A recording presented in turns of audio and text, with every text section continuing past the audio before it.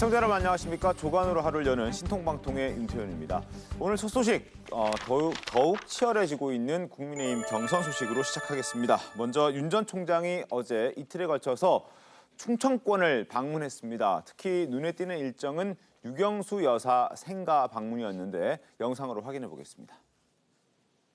뜨거운 충청의 피를 타고난 때문이 아닐까. 충청 대망론이라고 하는 것은 국민 통합론이라고 저는 정의하고 싶습니다.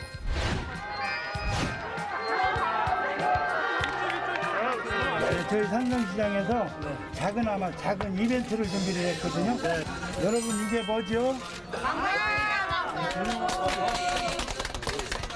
이거 받으시면 반드시 목적을 달성하셔야 됩니다. 네.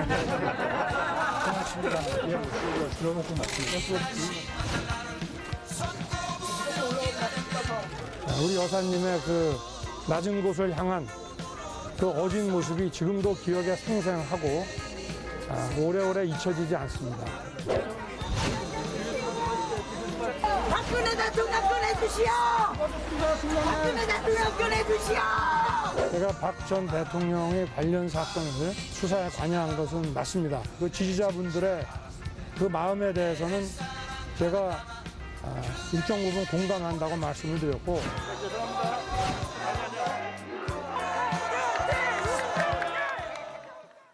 자, 관련해서 신문 살펴보도록 하겠습니다. 자, 매일경제입니다. 윤석열 전 총장 유경수 생가 찾아서 친박에게 구애를 했다라고 얘기를 하는데 영상 어떻게 보셨습니까? 네, 일단 윤석열 전 총장이 유경수 생가를 찾아서 친박 세력들에게 구애를 했다는 얘기들인데요. 사실 이거는 이제 윤석열 총장이 박근혜 딜레마에 빠졌다라는 좀 평가가 있기 때문에 이제 그런 식의 기사들이 나온 것 같습니다. 알겠습니다. 아래쪽에 국민일보 보겠습니다. 일단 지금 국민의힘에서는 역선택 과연 포함시킬 거냐, 아니면 방지 조항을 뺄 거냐, 뭐 이런 내용들이 굉장히 첨예하게 엇갈리고 있는 상황인데 캠프 간에서도 날선 공방들이 이어지고 있습니다. 일단 유승민, 홍준표 의원은 뭐 건들지 말아라는 얘기고 윤 전 총장은 따르겠다. 최재형 전 감사원장 같은 경우에는 포함시켜야 된다. 뭐 이런 얘기들을 하고 있는데 정홍원 지금 선거관리위원장 역시 지금 일단은 수정하겠다라는 의견을 좀 내비친 것 같아서 그 부분에 대해서 좀 말들이 좀 많은 것 같습니다. 잠시 뒤에 좀 살펴보겠고요. 그리고 홍준표 의원이 지금 동아일보와 인터뷰를 했는데 지금 민주당 쪽 표를 의식해서인지 모르겠습니다만 어쨌든 좌우를 떠나서 민주당의 당적을 갖고 있는 총리도 모실 수 있다 이러한 이야기를 하고 있는 상황입니다. 먼저 윤 전 총장 이야기 해보고 나머지 이야기들도 이어서 하겠습니다. 일단 유경수 여사 생가를 방문한 장면 어떤 생각 드셨는지 최현께 한번 여쭤보겠습니다. 그렇죠. 사실은 박근혜 전 대통령 수사한 부분을 윤석열 전 총장이 부인할 수는 없을 거예요. 네. 그래서 그 부분을 인정하지만 그리고 그 부분은 이제 검사로서 당연한 책무였다 이렇게 본인은 생각을 하고 또 그 얘기가 맞아요. 그렇게 얘기했습니다. 그러나 정치적으로는 이게 부담이 되거든요. 그래서 이제 충북 지역을 방문하면서 첫 번째 방문지로 유경수 여사 생가를 방문한 것은 그만큼 이 부분에 대한 그 정치적 부담을 굉장히 윤석열 전 총장이 의식하고 있구나 하는 거 우리가 엿볼 수 있는 대목이고 저 부분에 관해서 또 본인이 그렇다고 해서 수사가 잘못됐다고 얘기할 수도 없는 거 아니겠습니까? 네. 그러니까 일단 저는 정면 돌파형을 택했다. 나는 하여튼 검사로서 내 할 일을 했다. 그러나 그 결과로서 박근혜 전 대통령이 지금까지 수감되고 있는 부분에 대해서는 그 고통은 내가 공감한다. 아마 이런 식으로 정리된 입장을 갖고 있는 것이 아닌가 이런 생각이 듭니다. 알겠습니다. 유경수 여사 생가에서의 윤 전 총장의 발언들을 조금 더 들어보고 이야기 이어가겠습니다. 당시는 그 유신 시절이었는데 박정희 대통령의 그 통치 방식에 대해서 좀 불만을 갖고 있는 국민들도 굉장히 많았는데 우리 그 유경수 여사님께서 적십자 활동이라든지 우리 사회의 약자와 또 낮은 곳에 있는 분들을 늘 따뜻하고 그 어진 모습으로 대해 주셨기 때문에 우리 유경수 여사님에 대해서는 당시를 기억하는 어느 대한민국 국민도 비판하거나 이런 분들이 없습니다. 저희 역시도 오래전 일이지만 우리 여사님의 그 낮은 곳을 향한 그 어진 모습이 지금도 기억에 생생하고 오래오래 잊혀지지 않습니다. 자, 유경수 여사에 대해서는 일단 뭐 긍정적으로 평가했습니다. 어느 국민도 비판하는 분이 아마 없었다라고 얘기를 하고 있습니다만 장혜찬 평론가님, 일단 박근혜 전 대통령 수사와 관련해서는 좀 할 말이 없을 것 같기도 합니다. 저 자리에 가서. 그런데 이제 원칙론을 이야기했죠. 앞서 최병무 위원이 이야기한 것처럼 네. 그 당시 검사로서 공직자로서 소임을 다한 것이다. 그리고 이 같은 기조가 갑자기 나온 게 아니라 6.29 정치선언에서도 사람에 충성하지 않고 대한민국에 충성했다. 네. 결국 검사이자 공직자로서 맡은 수사를 다한 것과 별개로 이제는 정치인이 되지 않았습니까? 네. 정치인의 입장에서는 법적 처분과 무관하게 또 지지자들의 가슴 아픈 마음까지도 품어주면서 국민 통합을 추구해야 하기 때문에 그 부분에 대해서 일정 부분 공감한다고 한 것이고요. 네. 저는 유경수 여사 생가를 찾은 것에도 의미가 있다고 보는데 네. 지금 박정희 전 대통령에 대해서는 경제 선장을 이뤘지만 통치에 대해서 다른 의견 가진 분도 있다는 언급을 했습니다. 네.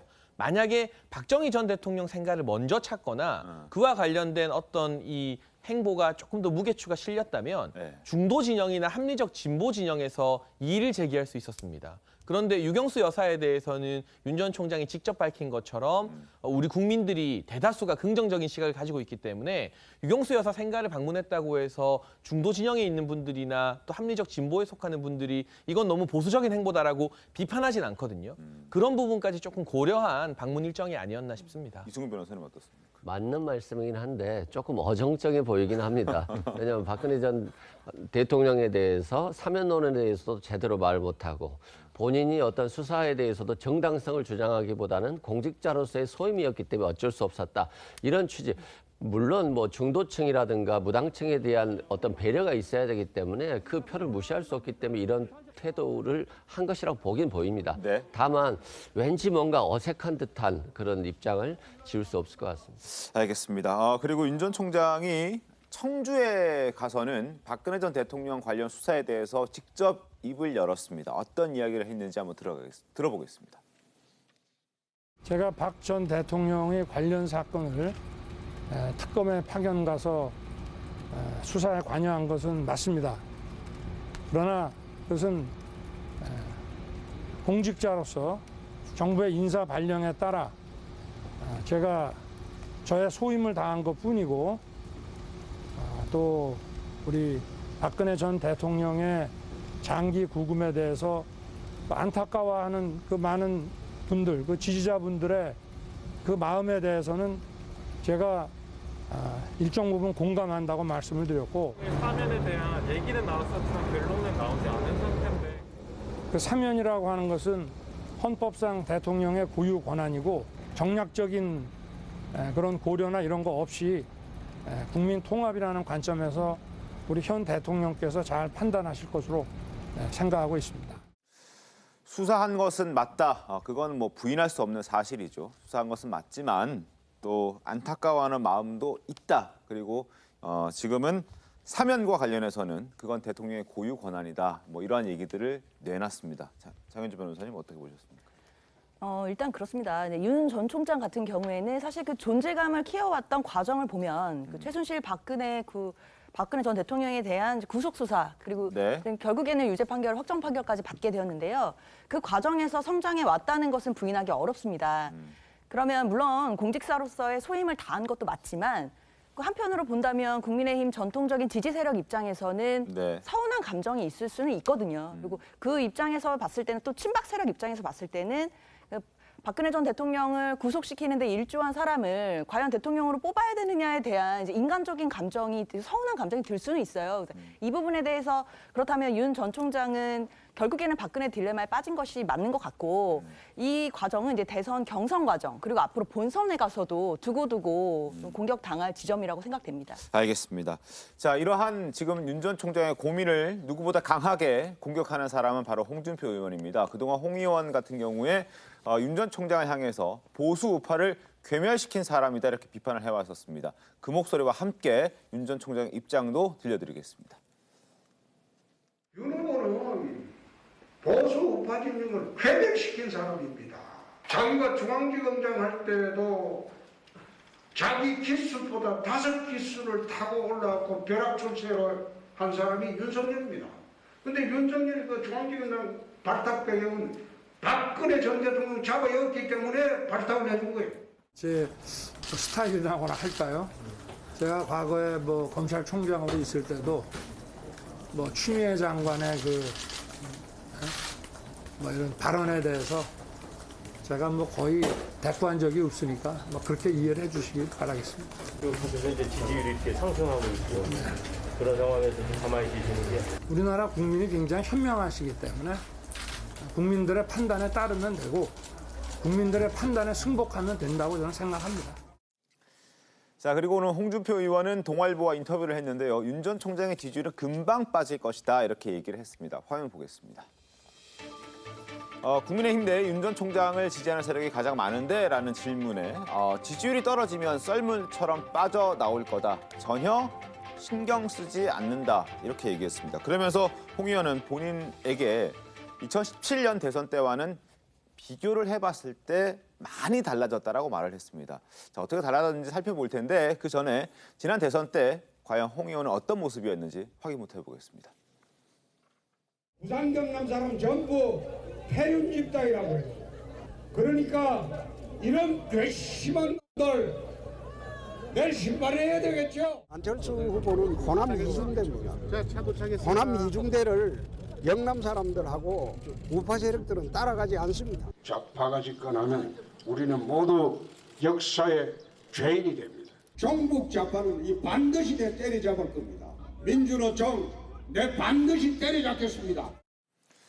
굉장히 강한 보수 이미지를 띄웠던 게 사실인데 근데 오늘 인터뷰에서는 저때 저렇게 했던 건 일종의 전략이었다 이런 얘기를 했습니다. 화면 보시죠.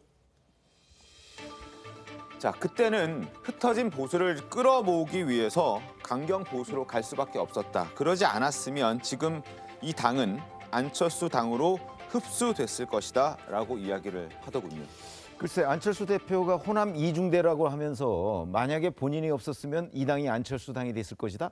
그건 앞뒤가 맞지 않는 얘기죠. 그렇죠? 국민의힘이 호남 이중대일 리는 만무합니다. 그렇죠. 네. 그거는 그래서 이제 저거는 그 홍준표 의원의 어떤 독특한 시각 그리고 홍준표 의원이 원래 이념적으로 보든 아니면 그 과거에 그 어떤 정치하는 스타일로 보든 간에 이 진폭이 굉장히 큰 편이에요. 그래서 저는 뭐 국민의힘 지금 지지자들로부터 홍준표 의원이 받고 있는 여러 가지의 그 어떤 지지 성향 뭐 이런 것들이 있지 않습니까? 네. 그런 것들을 종합해서 본다면 홍준표 의원의 저런 주장 때문에 역시 국민의힘 지지자들로부터 그렇게 큰 그 지지를 받지 못하고 있는 것이 아닌가 하는 생각이 들고요. 네. 그다음에 뭐 보수 우파를 괴멸시킨 윤석열 전 총장 이런 표현을 많이 쓰잖아요. 근데 그렇게 따진다면 윤석열 전 총장은 시각을 조금만 달리 해보면 조국 전 장관 수사하고 뭐 그랬는데 그러면 또 문재인 대통령 세력도 괴멸시킨 사람이라는 얘기냐 뭐 이런 또 반론에 부딪힐 가능성도 대단히 많다. 그런 관점에서 본다면 사실 2017년에 홍준표 의원의 저는 가장 큰 패착은 네. 그때 안철수 후보와 단일화 시도를 적어도 했어야 되는 거예요. 근데 그거 하지 않았잖아요. 왜냐하면 그때 문재인 그 후보가 당선될 거라는 건 누구나 다 예상할 수 있었는데 네. 거기에 대항하는 전략적 그 선택을 하지 않았다. 이런 부분에 대해서도 저는 본인이 책임이 있다고 봅니다. 어떻습니까? 맞는 말씀이신 거로 보이고요. 다만 이제 홍준표 의원님이 지금 말씀하시는 거는 본인이 그동안 빠져 있었던 막말 프레임을 조금 중화시키기 위한 전략으로 보여요. 그동안 이제 홍준표 의원이 해왔던 막말들이 아직까지도 발목을 잡는 일들이 많기 때문에 중도로 자신의 세력을 좀 더 확산하기 위해서도 막말 프레임에서 벗어나려고 하는 전략으로 보입니다.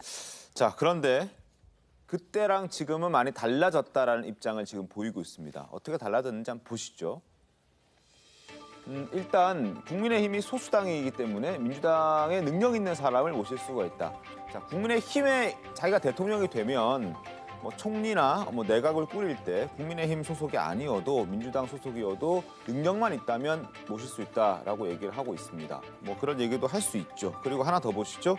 야권 후보가 대통령이 돼서 자신이 수사를 받으면 정치 보복을 주장할 수 있지만 이재명 지사가 되면 정치 보복을 주장할 수 없기 때문이다. 그래서 문 대통령 입장에서는 나보다 이 지사가 더 무서울 것이다. 뭐 이런 얘기를 하고 있는 그런 상황입니다. 어떻게 보셨어요?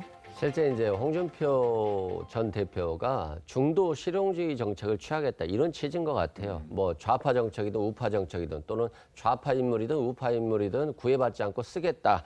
그리고 또 어떤 정치적 보복을 하지 않겠다고 하면서 본인이 어떤 대통령 후보로서의 어떤 위치를 점하고 있다 이런 취지를 보여준 것 같아요. 또한 윤석열 전 총장을 향해서는 보수 우파를 괴멸시킨 사람이다. 그리고 민주당 사람이다. 이런 측면에서 자신이 이제 보수를 대표할 사람이다. 이런 모습을 보여주는 것 같은데 실제 이제 언론에서든 민주당에서든 홍준표 후보를 향해서 공격하지 않잖아요. 2위 후보이기 때문에 그러는데 만약에 이제 이 지지율이 계속 상승돼서 정말 이강 체제를 구축한다고 한다면 홍준표 의원에 대한 공격도 세질 것이기 때문에 한번 이제 홍준표 의원의 지금의 입장을 계속 유지할 수 있을지는 한번 지켜봐야 될 것 같습니다. 알겠습니다. 네, 저는 홍준표 의원의 이 발언이 뭐 옳다 그르다 평가하고 싶진 않고요. 다만 양날의 검인 측면이 있다는 부분을 좀 분석하고 싶습니다. 이를테면 민주당 출신 총리도 임명할 수 있다. 또 정치보복 안 하겠다는 발언이 민주당의 이탈 지지층 그리고 예를 들면 이낙연 전 대표 강하게 지지하는 분들은 이재명 지사가 민주당 경선 후보가 되면 일부 이탈할 가능성이 있거든요. 반대의 경우도 마찬가지고 그런 일부 민주당 이탈층에게는 상당히 좀 어필이 되는 좀 외연 확장의 요소가 되는 발언임은 분명합니다. 다만 전통적인 국민의힘 지지층이 이 발언을 봤을 때는 어떤 생각을 할 것인가. 그리고 정권 교체 열망이 강한 범야권 지지층 입장에서는 아직 정권 교체가 된 것도 아닌데 벌써 이 민주당 총리도 임명할 수 있다. 정치보복 안 하겠다. 이게 원론적으로는 옳은 말이지만 너무 유화적으로 나가는 것이 아닌가 하는 아쉬움을 느낄 수 있기 때문에 정치가 무엇이든 얻는 게 있으면 잃는 게 있는 그런 게임 아니겠습니까? 과연 얻는 것이 더 클지 아니면 전통 지지층 내부에서 잃는 것이 더 클지 이 양날의 검에 어느 쪽으로 작용할지는 조금 더 지켜봐야 될 것 같습니다. 근데 이 제안을 봐가면서 노무현 대통령의 대연정 제안이 2006년에 있었잖아요. 아마 그게 좀 연상이 될 거예요. 실제 성사되지 않았죠. 그런 것처럼 사실 아마 홍준표 의원이 국민의힘의 후보가 되고 나중에 대통령이 된다고 할지라도 이런 식의 구상은 아마 성사되기는 현실적으로 굉장히 어려울 것이다. 이렇게 말씀을 드리겠고요. 그다음에 이제 본인이 그 민주당 이탈층을 이제 좀 포용하겠다 뭐 이런 생각을 밝혔는지 모르겠으나 지금 현실적으로는 민주당 이탈층이 많죠. 여러 사람이 있는데 그런 사람들은 윤석열 전 총장 캠프 쪽에 지금 몰리고 있는 이 현상 그것만 봐도 홍준표 의원의 주장이 그렇게 공감대를 얻기는 쉽지가 않을 듯 보입니다. 알겠습니다. 한번 지켜보겠습니다.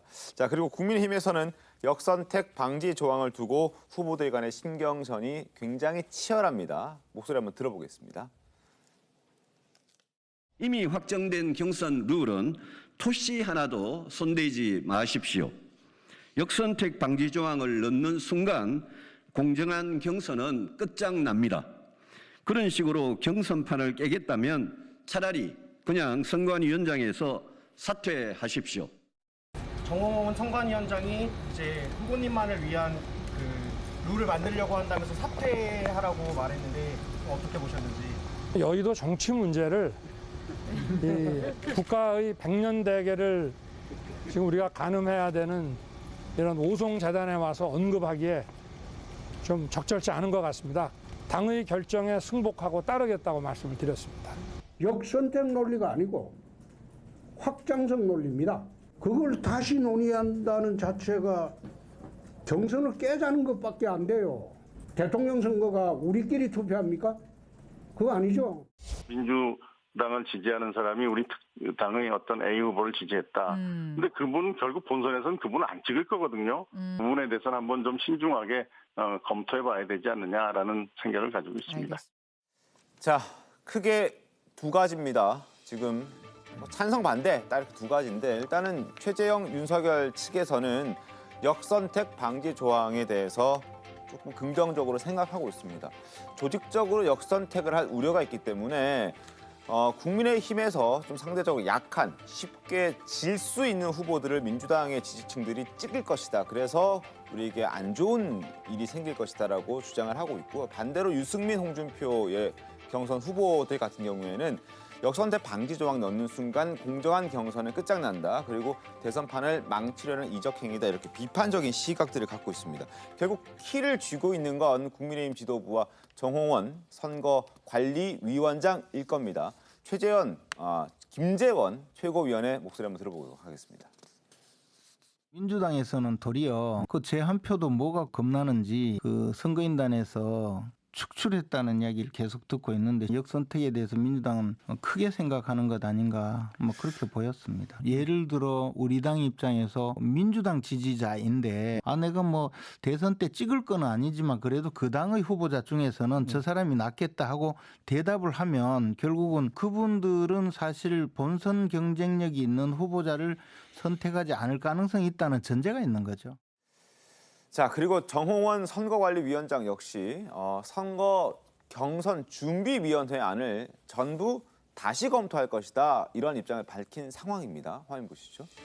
자, 경선 준비위원회가 준비한 안 하나의 안에 불과하다. 그러니까 경선 준비위원회는 지금 역선택 방지 조항을 포함시키지 않은 상황에서 지금 안을 만들어놨는데 그 안을 다시 좀 검토하겠다. 그러니까 다시 검토해서 가감하기도 하고 뭐 대체하기도 할 것이다라고 얘기를 했고 여기에 대해서 일단 뭐 유승민 의원이나 홍준표 의원이 크게 반발하고 있는 상황 아닙니까? 아니 지금은 사실 그 선거관리위원회에서 본격적으로 검토를 시작 안 했어요. 아마 제가 알기로는 요 며칠 사이에 앞으로 2, 3일 내에 저 부분을 이제 각 후보자 대리인들을 통해서 검토를 하는 것으로 알고 있거든요.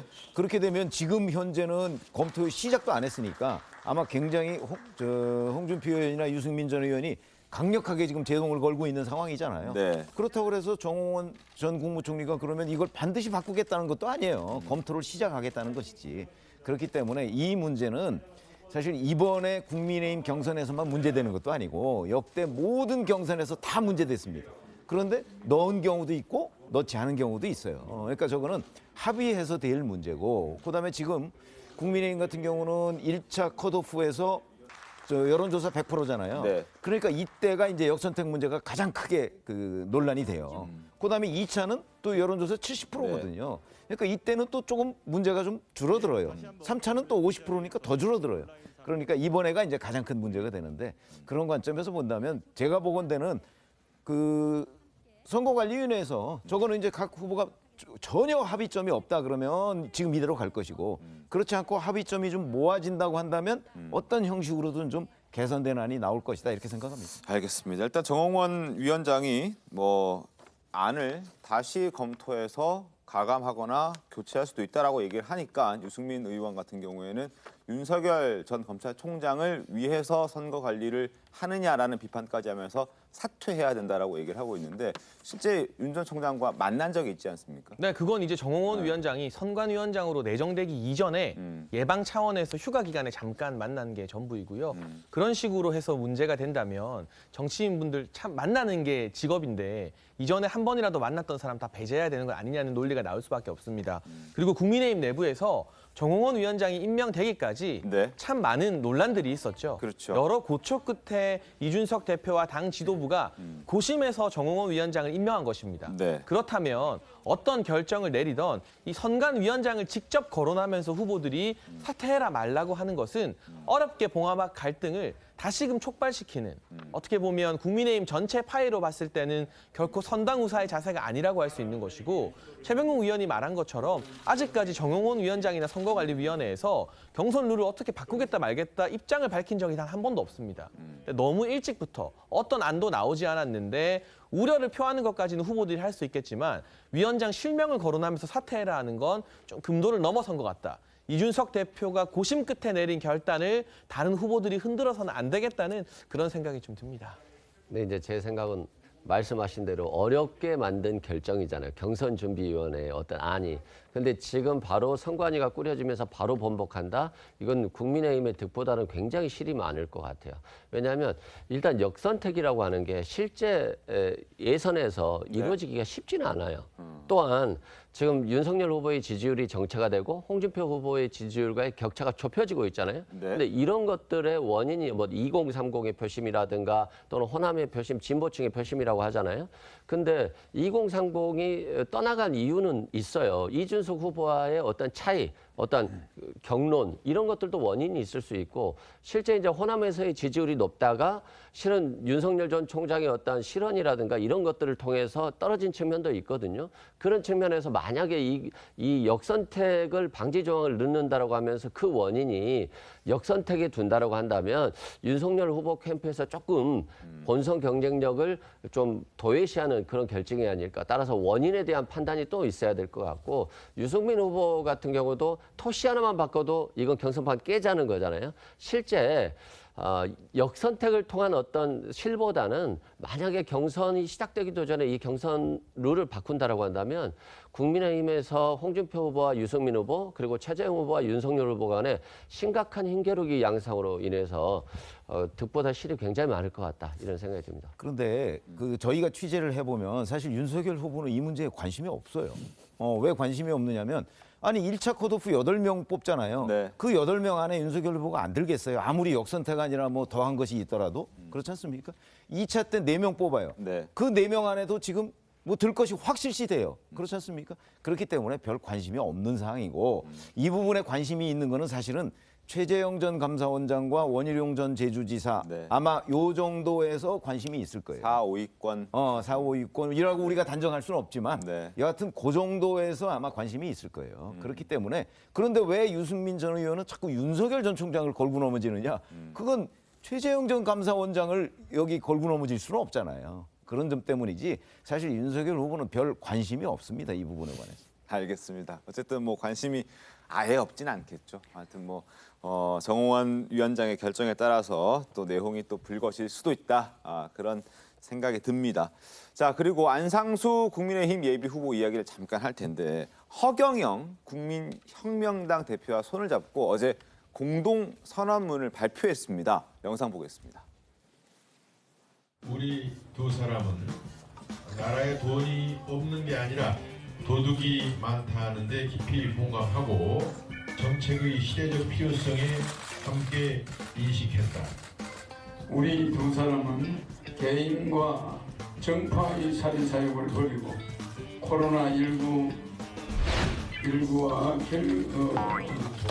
일부 전국으로 실험하고 있는 자영업자들을 비롯 국민들의 민생고를 혁명적으로 구제할 정책을 마련하고 국민적 합의를 이끌어내는데 함께 힘을 모으기로 했다. 우리 두 사람은 향후에도 나라와 국민을 위한 일이라면 정파를 떠나 상호 협력하기로 했다.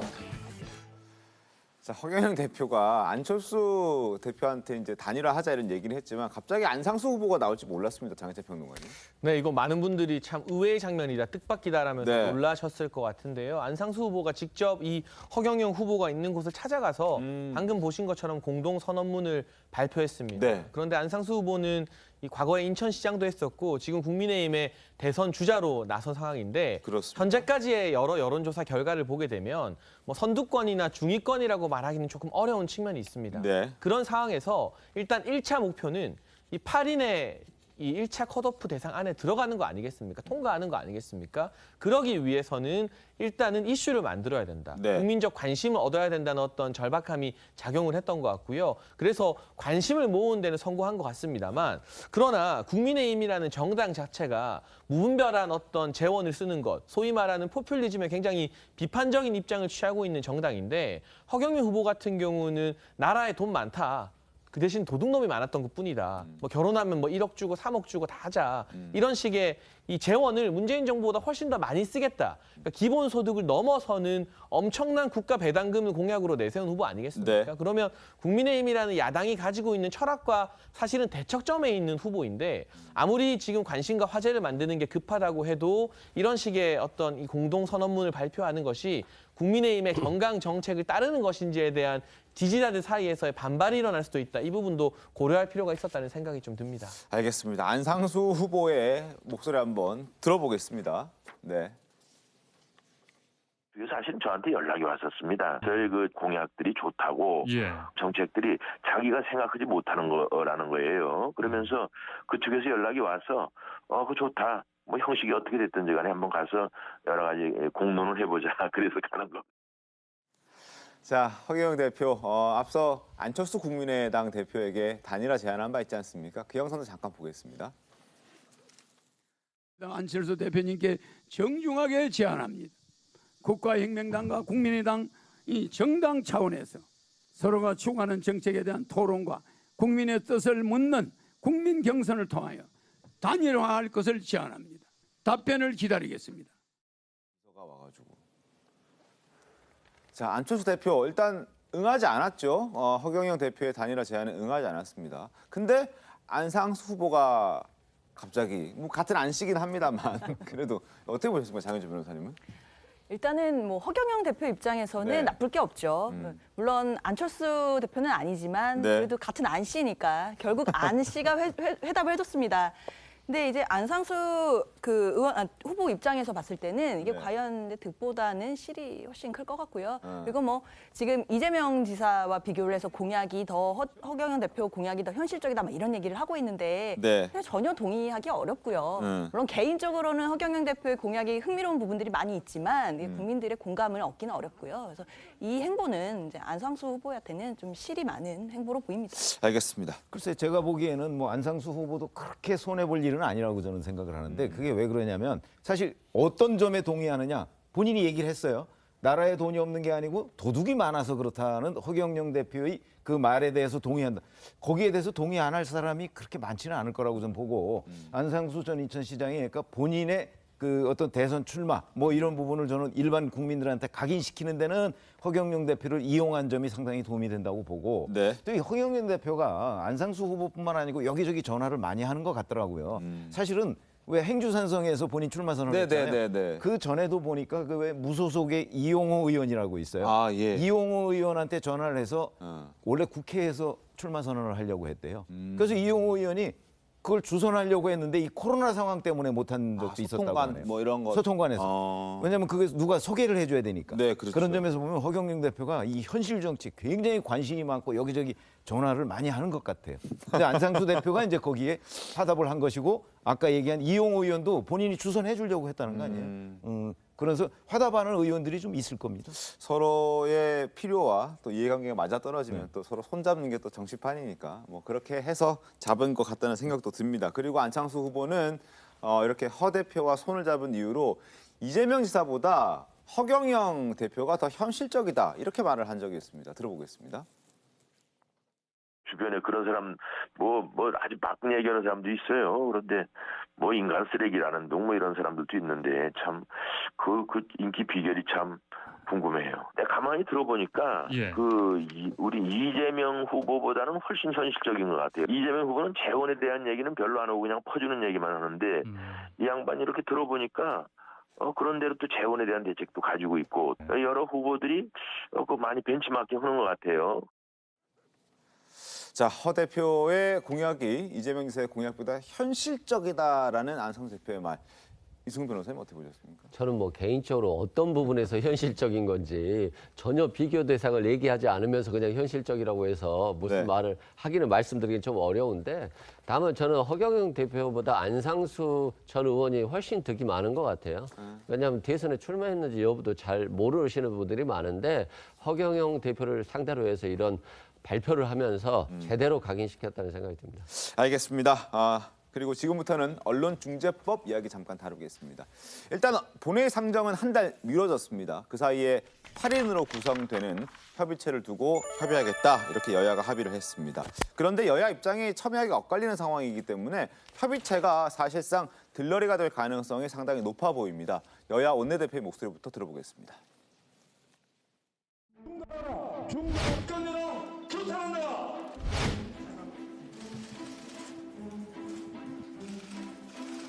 협의 기구를 통해서 원만한 토론이고 단일한 수정안을 만드는 데 최선을 다하겠습니다. 그냥 가급적이면 좋은 합의안을 만들어내었으면 하는 것이 저희들이 가지는 소망입니다.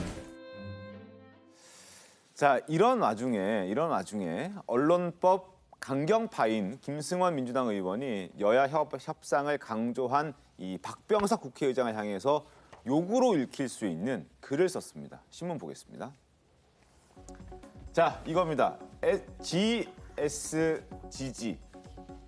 어떻게 들리셨습니까? GSGG. 사실 이거에 대해서 김승환 의원이 해명을 하고 있는데 네. 사실은 굉장히 궁색하게 느껴지고요. 이거는 욕설로 좀 판단이 된다고 많이들 지금 생각하고 있습니다. 자신의 페이스북에 박병석 의장이라는 호칭도 없이 그냥 박병석, GSGG 뭐 이렇게 다른 내용도 포함되어 있긴 합니다만 그런 내용을 써서 지금 이거 욕이다, 욕으로 읽힐 수 있다, 충분히 욕 같다라는 논란이 일었고 수정까지 했고 그리고 또 직접 박병석 의장을 찾아가서 사과까지 했습니다. 물론 사과로 이게 끝날 일인지 아닌지는 모르겠습니다만 잠시 좀 살펴보도록 하겠습니다. 그리고 아래쪽에 동아일보 보시면 앞서 제가 잠깐 말씀드렸듯이 협의체를 구성하겠다고 얘기를 하고 있습니다. 여야 의원 2명씩 그리고 추천되는 뭐 이런 전문가들 2명씩 해서 모두 8명으로 구성이 될 텐데 그런데 민주당에서는 징벌적 손해배상 요 항목에 대해서는 반드시 포함시키겠다라는 입장이어서 또 국민의힘에서는 이거는 반드시 빼야 된다는 입장이라서 진짜 협의가 될지 안 될지도 모르겠습니다. 어떻습니까?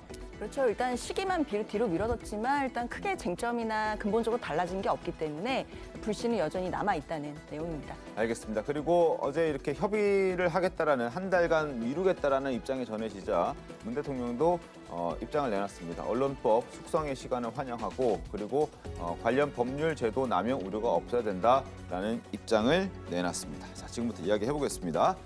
자, 박병석 의장에게 욕으로 오해를 살만한 그런 글을 쓴 더불어민주당 초선 의원이죠. 김승원 의원 이야기 좀 더 할 텐데 먼저 김승원 의원의 페이스북 글부터 확인해 보겠습니다. 자, 뭐 여러 내용들이 있습니다만 핵심만 저희가 요약해서 말씀을 드리겠습니다. 오늘 언론중재법 처리에 실패했다. 박병석 정말 감사합니다. 역사에 남을 겁니다. GSGG라고 얘기를 했습니다. 이 GSGG를 두고 이게 욕설을 영문 이니셜로 적은 게 아니냐 이런 말들이 나오자 또 김승원 의원이 해당 글을 수정했거든요. 수정된 내용도 한번 보여드리겠습니다. 자, 박병석 의장님이 들어갔습니다. 의장님 정말 감사합니다. 그렇지만 리더, 거버너, 공직자는 국민의 일반 의지에 충실히 봉사할 의무가 있음을 잊어서는 안 됩니다라고 이제 글의 내용을 확 바꿔버렸습니다. 뭐 해명이 선뜻 뭐 이해가 잘 안 되는 부분도 있는데 이 부분 어떻게 보셨습니까? 글쎄 저도 그래서 GSGG가 무엇을 의미할까 그래서 제가 구글하고 네이버에다가 쳐가지고 이제 찾아봤습니다. 네. 그랬더니 딱 하나 나오더라고요. 하나 나옵니까? 카이스트의 녹색성장대학원이 나오더라고요. GSGG가. 네. 그래서 이거는 아닐 거고 네. 그래서 다른 걸 찾아봤는데 이제 바로 그 김승원 의원이 해명한 게 이제 Governors Service 뭐 이런 내용 아니겠습니까? 거버먼트 서비스 거버먼트도 뭐, 있고 거버너라고도 또 했더라고요. 네. 뭐 제너럴 G 이렇게 해서 제너럴 굿 뭐 이런 얘기를 했는데 그렇게 설명하는 부분은 구글과 네이버에는 없고요. 그런 점으로 본다면 저거는 인터넷 같은 데에서 저게 욕설로 돌아다니지 않습니까? 네. 그러니까 아마 그 욕설을 표현한 것으로 보이고 그 해명, 변명 이것도 사실과 다른 것으로 보인다.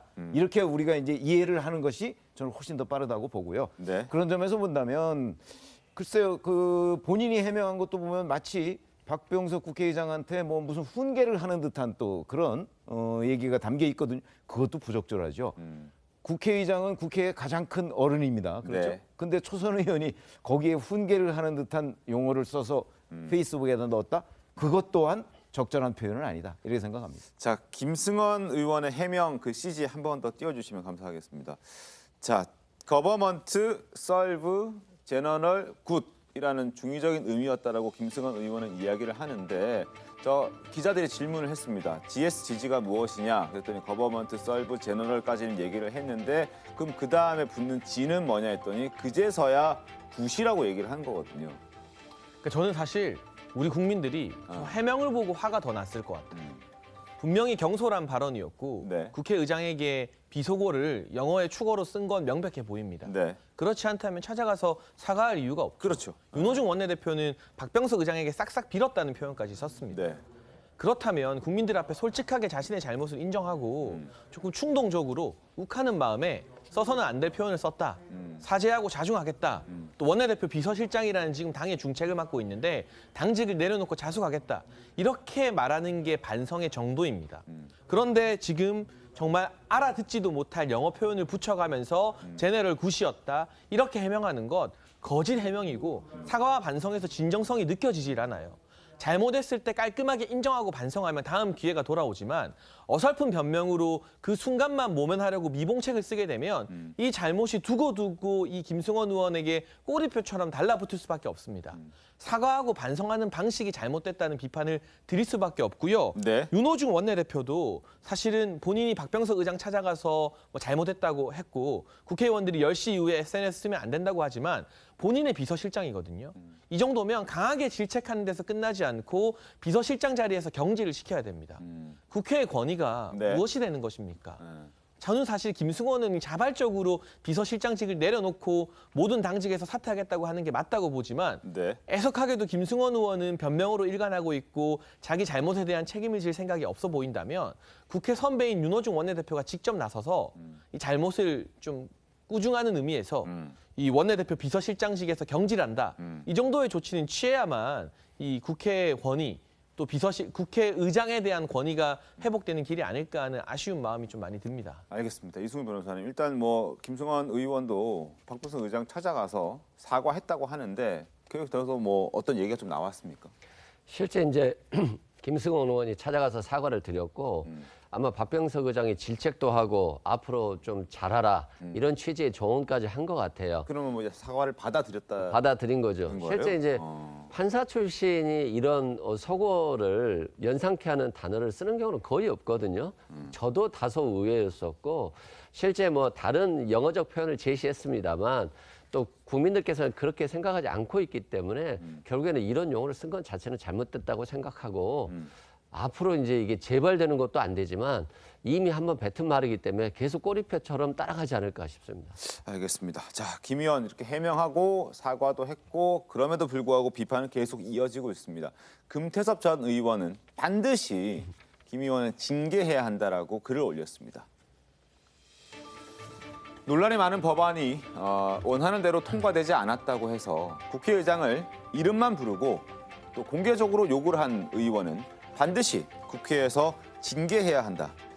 그리고 한마디 사과나 반성 없이 변명이라고 내놓는 말도 천박하고 비겁하기 짝이 없다. 제너럴 지라니라고 얘기를 합니다. 이런 사람이 우리를 대표한다니 국회의원을 했던 본인까지 부끄럽다라고 이야기를 합니다. 그런데 여기서 논란이 끝이 아닙니다. 김 의원은 가짜 뉴스를 없애야 한다는 그 언론법을 주장하면서도 정작 자신은 가짜 뉴스를 퍼뜨렸습니다.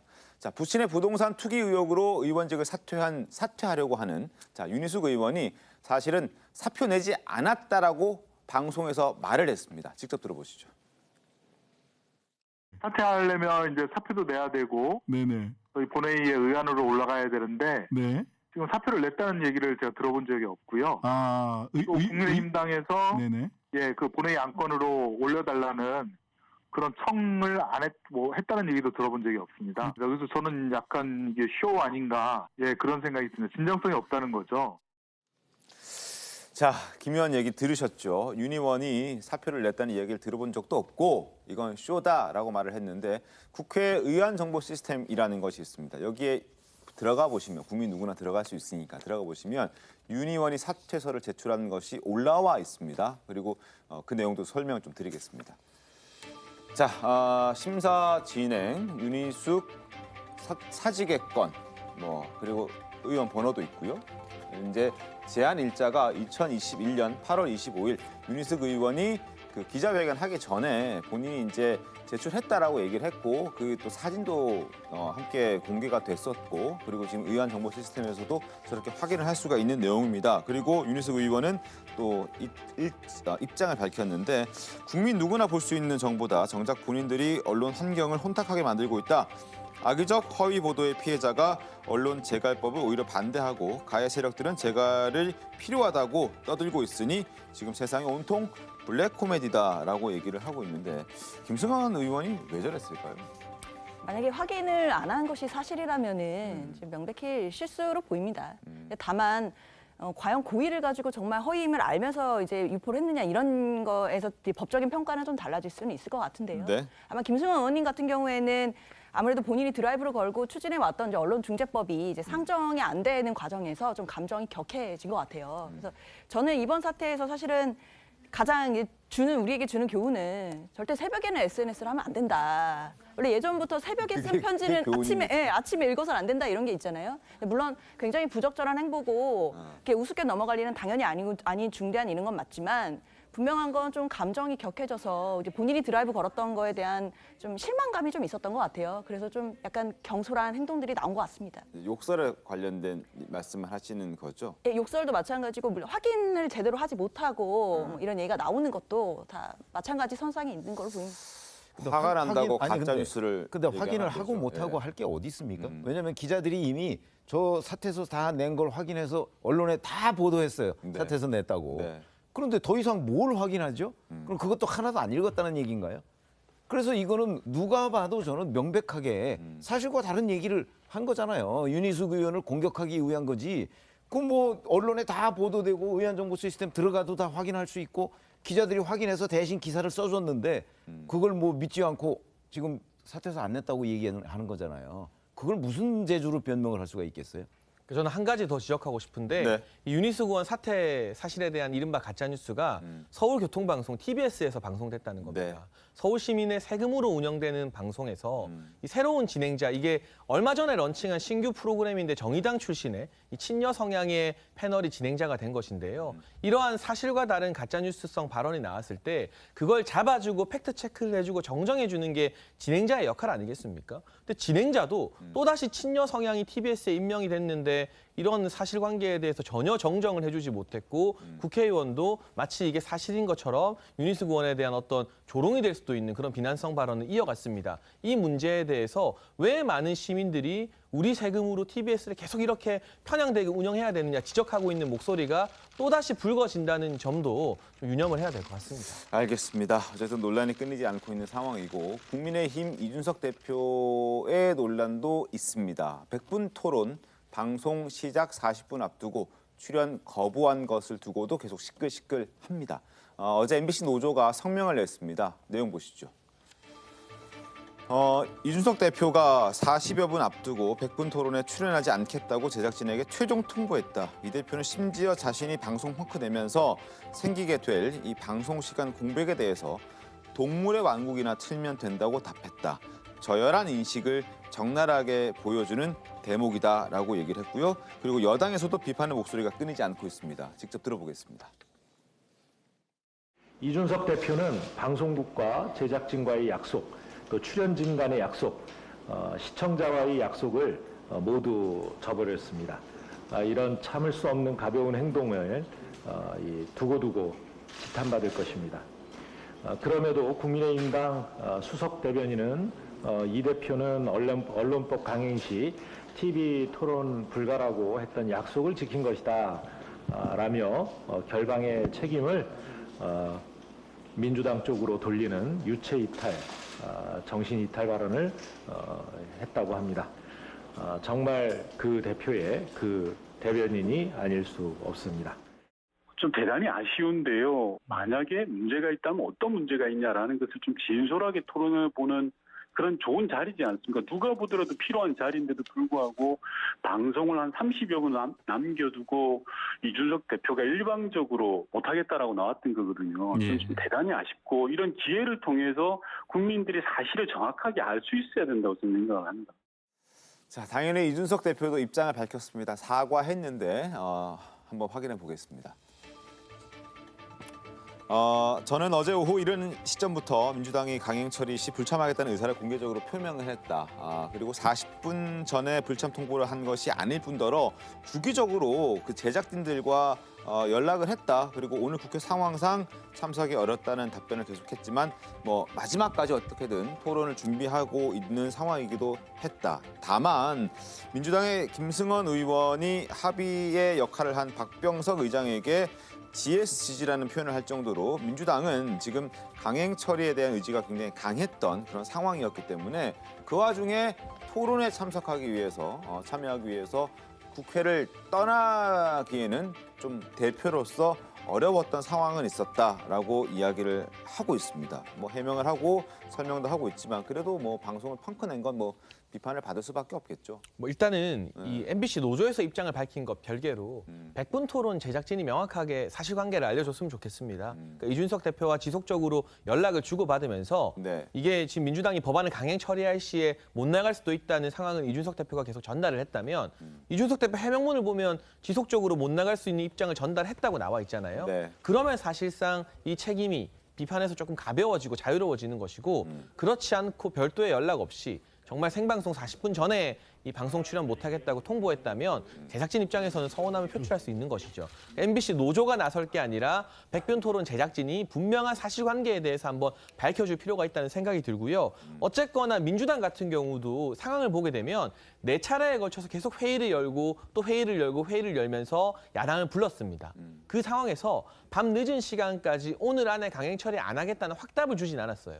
그 부분에 대해서 민주당도 조금 일찍 합의 없이 강행 처리 안 하겠다는 입장을 줬으면 어땠을까 하는 아쉬움을 야당에서는 제기할 수 있고 다만 한 가지 문제가 되는 건 MBC 노조에서 밝힌 것처럼 만약에 이준석 대표가 다른 기자들에게 그 시간에 방송이 무마되면 동물의 왕국이나 틀면 된다 이런 발언을 한 게 사실이라면 뭐 방송 펑크, 생방송 출연이 불발된 것에 대한 책임이 여야 어느 쪽에 있는지를 떠나서 그 발언 자체는 조금 부적절했다고 비판을 받을 수밖에 없지 않을까 하는 생각이 드는데 이 부분도 이 대표가 본인의 입장이나 해명을 내놓지 않았기 때문에 해명을 한번 들어보고 판단을 해야 될 것 같습니다. 이수근 변호사님 어떻게 보십니까?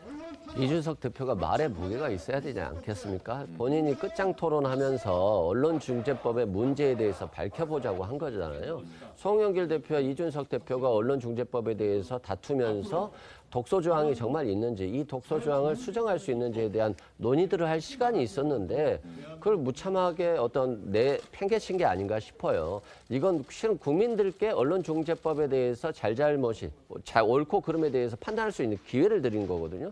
그걸 생방송 40분 전에 취소하면서 동물의 왕국이나 들어라 이런 취지의 발언을 했다라고 한다면 굉장히 심각한 발언이라고 생각하고 이준석 대표가 30대로서 대표가 된 거 아닙니까? 좀 약간 참신한 모습으로 정말 어떤 법의 문제점에 대해서 토론과 대화를 통해서 어떤 작업을 법을 통과시키는 그런 작업을 해야지 마치 일방 독주 프레임, 여당의 일방 독주 프레임을 부각시키기 위해서 계속적으로 경쟁적인 어떤 이런 관계적인 모습만 보여준다라고 한다면 국민들이 언론중재법의 통과를 반대하는 그 목적의 명분을 얻을 수 있을지 저는 좀 의심스럽습니다. 알겠습니다. 어쨌든 뭐 언론중재법 이 처리를 둘러싸고 정말 많은 일들이 지금 벌어지고 있는데 일단 어제 본회의 상정하지 않았고 9월 27일에 본회의에 개정안을 상정해서 처리하는 것으로 합의를 했고 그 사이에 한 달 동안 이제 논의를 거치겠다, 협의를 거치겠다라고 하는데 그래도 이게 참 협상이 쉽지 않아 보이고 한 달 뒤에는 반드시 통과시키겠다는 게 민주당 입장이어서 한 달 뒤에 봐야죠. 근데 그동안에 저는 상당한 정도의 국민 여론이나 이런 게 변화가 있을지도 모르겠다는 생각을 하게 됩니다. 우선 이 8인 기구라는 데에서 어떤 결론을 도출하기는 굉장히 어려울 거예요. 왜 그러냐면 국민의힘 민주당 소속 각각 2명 거기다가 이 양당이 위촉하는 언론계 인사라고 했는데 아마 현직 언론인은 없을 거고요. 뭐 전직 언론인 정도를 이제 2명씩 하게 되면 이 사람들도 자기네들의 의견을 충실히 반영할 사람 2사람씩을 거기에 넣을 가능성이 아주 높죠. 그렇게 되면 결국 강대강으로 맞붙일 가능성이 있어요. 이렇게 되면 이제 그 안에서 타협보다는 갈등을 양산할 가능성이 있는데 그럴 경우라도 저는 국민들 입장에서 본다면 이 사람들이 서로 토론하고 갈등을 벌이는 과정에서 자 과연 언론중재법 개정안 중에 어떤 조항이 독소조항이고 어떤 조항이 옳으냐 이 조항을 넣는 게 맞느냐 틀리느냐 뭐 이런 부분에 관해서 국민들의 이해도가 굉장히 높아질 거라고 보거든요. 그렇게 되면 그 영향을 받아서 한 달쯤 지나면 저는 상당한 정도로 여론이 재형성될 거라고 봅니다. 그렇게 되면 만약에 그때 가서 민주당에 불리한 상황이 올 수도 있고 유리한 상황이 올 수도 있어요. 그런 점에서는 이 8인 기구의 협상 과정이 그 수시로 그 국민들한테 중계가 되고 그래서 국민들이 이 상황을 정확하게 알고 판단하는 것 그것이 굉장히 중요하다고 생각합니다. 알겠습니다. 상황을 좀 지켜보도록 하겠습니다. 그리고 지금부터는 민주당 소식 이어가겠습니다.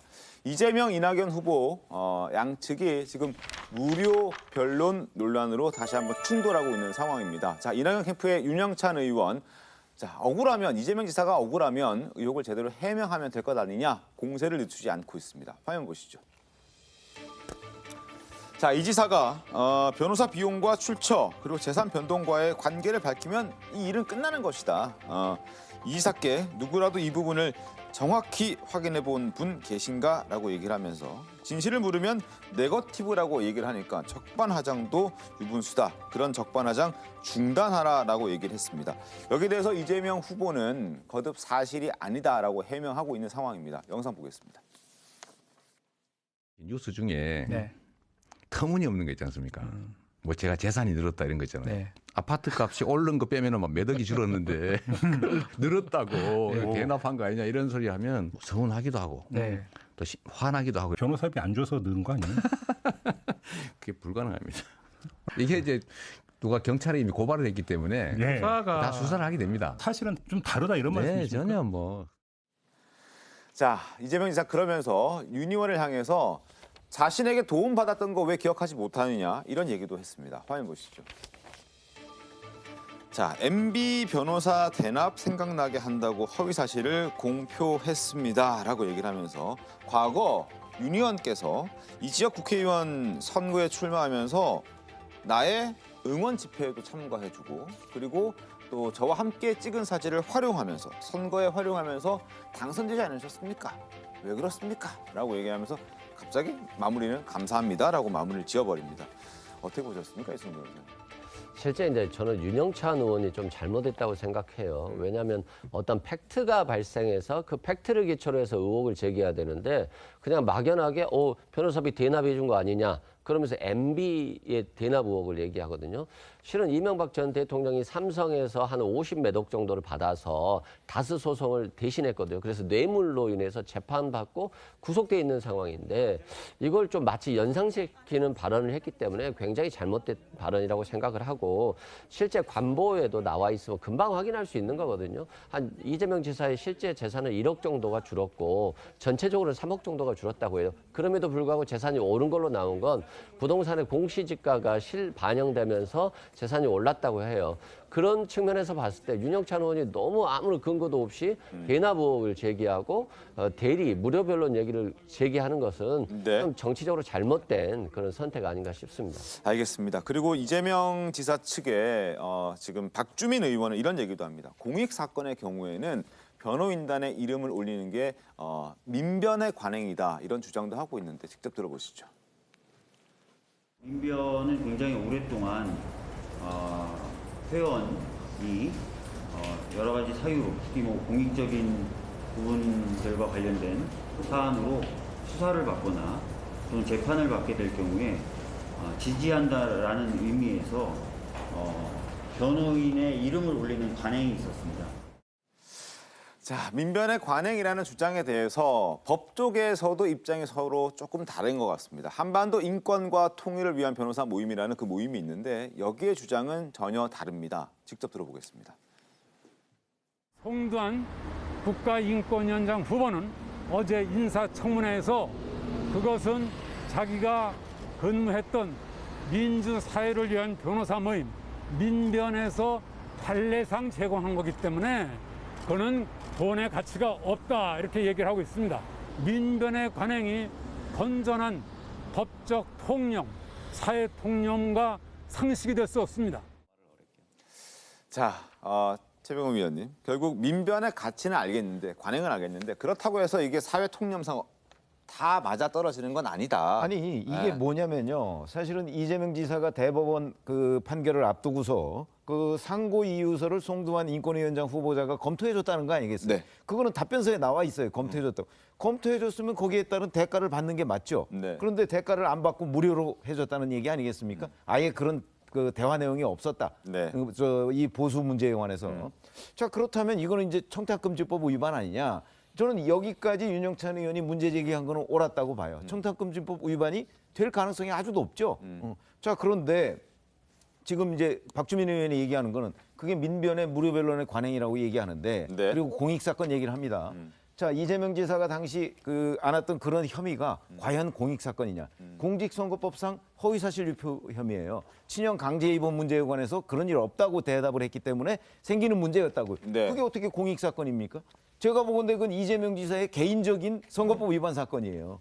그러니까 민변에서 얘기하는 공익이라는 기준하고도 맞지 않을 뿐더러 그다음에 청탁금지법 위반 여부는 여전히 그 송두환 변호사가 그걸 검토해줬다고 했기 때문에 검토해준 대가를 받지 않았으면 그거는 그 청탁금지법 위반이 될 가능성이 매우 큰데 이 부분을 그냥 넘어가려고 하니까 지금 여러 군데에서 문제 제기를 하고 있는 것 아니겠습니까? 자, 김근식 교수도 이런 문제를 제기하고 있습니다. 화면 보시면서 설명 좀 더 드리겠습니다. 자, 간단하게 얘기하면 이재명 지사의 사건은 공익 사건이 아니다. 이건 지금 최 의원 말씀해 주신 대로 민변이 무료로 변론해야 하는 공익 사건이 아니라 그냥 개인이 돈을 내야 하는 그런 개인적인 사건이고 그 사건에 송두환 지금 위원장이 후보자가 이름을 올렸다 이런 비판을 하고 있는 거예요. 공익이라는 거에 대해서는 의견이 갈릴 수 있을 것 같아요. 공익이라는 것이 딱 정의가 돼서 어떤 건 공익이고 어떤 건 아니다 이제 이렇게 판단하기는 어려운 거고 다만 이제 공직선거법상 이제 허위사실 유포 관련된 범죄였던 건 맞는데 그 당시에 이제 공익이라고 주장하는 입장에서는 이제 검찰권은 결국에 남용돼서 정치인을 기소한 게 아니냐 이제 이런 측면이었어요. 그래서 이제 민변에서 좀 힘을 실어주기 위해서 이제 탄원서 같은 의도로 연명을 해준 거다 이제 이런 취지의 해명이거든요. 사실 그러면은 우리가 김영란법 위반에 과연 해당되는지 여부는 좀 법조계에서도 의견이 많이 갈리기 때문에 좀 조금 더 좀 봐야 될 것 같습니다. 어떻습니까, 이승훈 변호사님? 근데 이제 송두환 인권위원장 후보자가 상고 이유서 보충서에 연명을 해준 거거든요. 네. 그러면서 상고 이유서를 검토했다라고 하는데 원래 이제 연명을 하더라도 자기가 이 찬성의 의미로 하는 건데 연명하기 전에 실은 상고 이유서를 봐야 돼요. 왜냐하면 이걸 읽어보고 나는 여기에 참여하지 못하겠다 이렇게 결정할 수 있거든요. 그걸 결정하기 위해서 읽어본 것이지 상고 이유서를 가지고 이미 제출됐는데 여기에 대해서 뭐 수정을 목적으로 했다. 이건 아니라고 보여지고 다만 이제 법조계에서도 이게 김영란법 위반이 될 수 있느냐 안 되느냐 이것에 대해서는 논란의 여지는 있어요. 그럼에도 불구하고 실은 민변의 관행이기도 하지만 인간적인 관계에서 이렇게 자신이 그 어떤 허위사실 공표죄의 법리적 검토와 관련해서 의견에 찬성한다는 취지로 하는 경우가 실은 많이 있거든요. 그런다는 측면에서 이걸 갖다가 뭐 100만 원 이상이다 이렇게 판단하기는 좀 어려워 보이고요. 실제 이제 송두환 인권위원장 후보자도 본인이 전혀 그런 금전적 이해관계 없이 그것에 대해서 찬성하는 취지로 연명했다고 하는 거니까 실은 결과적으로 김영란법 위반에 해당한다고 보기는 좀 어렵지 않을까 싶습니다. 알겠습니다. 뭐 김영란법 위반 여부 뭐 계속 공방이 있을 것 같은데 한번 지켜보도록 하겠고요. 그리고 사실 보궐선거 이후에 좀 잠잠하던 박영선 전 장관, 이재명 지사를 돕겠다고 나섰습니다. 두 사람은 유튜브 촬영을 했는데 영상 보겠습니다.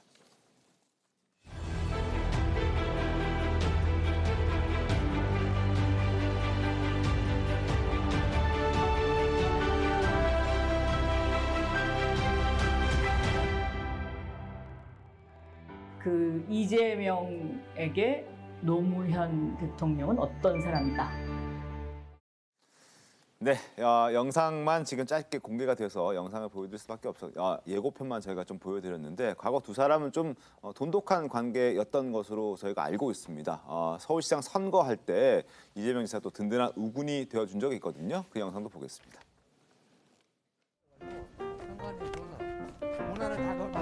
한잔 하시는 거예요? 제가 사면 안 되는 선거법에서 아니야 경기가 없나? 경기도라서? 경기도인데 뭐 없어도 모르겠습니다. 제가 나중에 송금해 드리도록 하겠습니다. 송금. 시민들을 일상으로 회복시키는 것 이것이 가장 시급한 일인 것 같아요. 저는 뭐 유고무원입니다. 네. 선거법 안 하지 말라고 그랬어요. 선거에는 뭐 하면 안 된다고 그랬어요. 자, 장혜찬 평론가님, 두 사람 모습 어떻게 보셨습니까? 네, 일단 두 사람은 2007년에도 인연이 있습니다. 그 당시 정동영 대통합 민주시당 후보 선대위에서 박영선 이제 전 장관 같은 경우는 선대위 지원실장 맡았고요. 네. 이재명 지사는 비서실 부실장을 각각 맡았던 인연이 있고 한 가지 공통된 키워드를 꼽으라면 비문이라고 할 수 있겠죠. 원래 박영선 전 장관 같은 경우는 지난 경선에서는 안희정 전 지사 쪽에서 일을 했었거든요. 민주당 내부에서.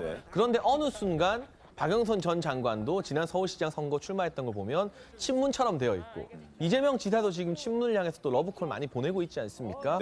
그런 참 유사점도 많은데 이렇게 된 건 아마 이재명 지사 측에서는 가장 취약한 표심이 여성층 표심이다. 그 여성 표심을 잡기 위해서 박영선 전 장관 대표적인 인지도 높은 여성 정치인의 이미지가 필요했던 것 같고 박영선 전 장관도 정치권에 들리는 소문으로는 내년 6월 지방선거에서 서울시장에 재도전할 것이다라는 관측이 지배적입니다. 그러기 위해서는 주요 대선 주자와 함께 본인의 어떤 정치적 존재감을 다시 한번 각인시킬 필요가 있다. 이런 이해관계가 맞아떨어지면서 또 민감한 경선 시기에 같이 하는 영상을 찍게 되지 않았나 싶습니다. 자, 뭐 사실상 이재명 지사를 지지한 것이라고 봐도 무방할 것 같은데 그러면 이제 서로 도움이 돼야 될 것 같은데 도움이 될까요? 어떻습니까?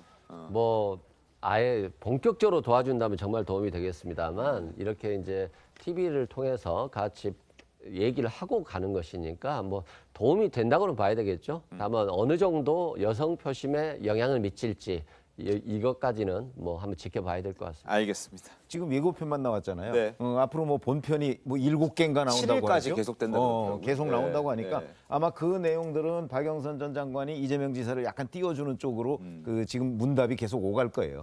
우선 제목부터가 그렇지 않습니까? 그러니까 박영선 전 장관이 묻고 이재명 지사가 답한다. 네. 이런 얘기니까 그런 걸 보면 이재명 지사는 그렇지 않아도 그 여성들 표가 이제 상대적으로 저조하다 이런 지적을 많이 받았기 때문에 상당한 그 어떤 원군을 얻었다고 이렇게 평가할 수가 있겠죠. 알겠습니다. 기다려 보겠고요. 또 지켜보겠습니다. 그리고 지금부터는 잠깐 영상 하나 보여드릴 텐데요. 어떤 영상인지 직접 확인해 보시죠. 지금 들어오신 분들, 네, 오늘 제품 뭔가요? 궁금해 하시는데요. 지지자분들께서 이렇게 자발적으로 만들어주신 저 추미에 대한 상품들, 그 상품들을 이렇게 한 곳에 모아서 선보입니다. 마켓추! 역시 우리 채팅창 보시면 성원이 엄청납니다. 뭐라고요? 지지율이 너무 낮아서 안 들리는데. 안 들려. 우리 지지자들께서 재미있게 만든 제품들을 선보일 예정입니다. 아이디어가 자, 정말 전 보면서 좀 잘한다라는 생각이 들었거든요. 그러니까 이게 정치 경력이 어디 가는 건 아니구나 네. 싶은 생각이 좀 들었고요. 이 영상에 대해서도 호불호가 갈리지만 저는 모든 정치인들이 입체적인 모습을 국민에게 보여줘야 된다고 생각합니다. 뭐 추미애 전 장관도 추다르크라는 별칭이 있잖아요. 네. 그런데 매번 그렇게 이 매섭고 싸우는 이미지만 있으면 그 이미지 하나로 선거할 수는 없는 것이거든요. 네. 인간적인 모습도 보여주고 싸울 때는 싸우는 모습 보여줘야 되는데 여야를 떠나서 국민들에게 좀 친근하고 인간적인 모습을 어떻게 보여줄까, 어떻게 공감을 얻을까가 참 큰 숙제인 것 같다는 생각이 또 듭니다. 알겠습니다. 자, 오늘 말씀 여기까지 듣고요. 잠시 뒤에 돌아오겠습니다. 네, 오늘 준비한 신통방통 여기까지입니다. 내일 더 신통하게 돌아오겠습니다. 고맙습니다.